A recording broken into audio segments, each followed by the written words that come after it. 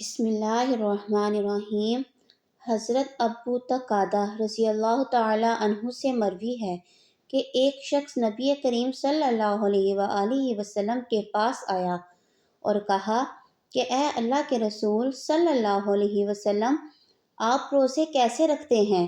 تو نبی کریم صلی اللہ علیہ وآلہ وسلم اس کی بات سے ناراض ہو گئے۔ جب حضرت عمر رضی اللہ تعالیٰ عنہ نے یہ صورتحال دیکھی تو بولے کہ ہم اللہ تعالیٰ کے رب ہونے، اسلام کے دین ہونے، محمد صلی اللہ علیہ وآلہ وسلم کے نبی ہونے پر راضی ہیں۔ ہم اللہ کی پناہ چاہتے ہیں کہ وہ ہم پر ناراض ہو یا اس کا رسول۔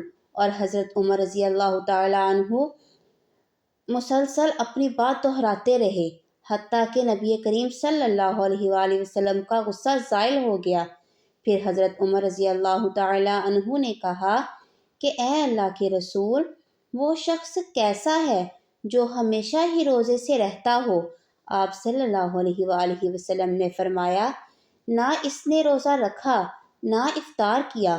حضرت عمر رضی اللہ تعالیٰ عنہ نے کہا، اے اللہ کے رسول، وہ آدمی کیسا ہے جو 2 دن روزہ رکھے اور 1 دن افطار کرے؟ آپ نے فرمایا کہ بھلا کیا کسی کو اس کی طاقت بھی ہے؟ حضرت عمر رضی اللہ تعالیٰ عنہ نے کہا کہ اے اللہ کے رسول صلی اللہ علیہ وسلم، کہ وہ آدمی کیسا ہے جو 1 دن روزہ رکھے اور 1 دن افطار کرے؟ آپ صلی اللہ علیہ وآلہ وسلم نے فرمایا، یہ داؤد علیہ السلام کا روزہ ہے۔ انہوں نے کہا کہ اے اللہ کے رسول، وہ آدمی کیسا ہے 1 دن روزہ رکھے اور 2 دن افطار کرے؟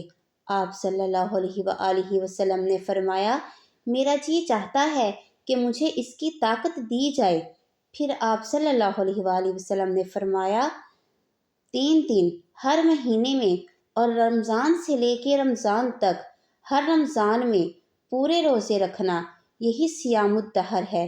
ہمیشہ روزے سے رہنا اور عرفہ کا روزہ، میں اللہ سے امید رکھتا ہوں کہ وہ اسے 1 سال گزشتہ اور 1 سال آئندہ کا کفارہ بنا دے، اور عاشورہ محرم کا روزہ میں اللہ سے امید رکھتا ہوں کہ وہ اسے گزشتہ 1 سال کا کفارہ بنا دے۔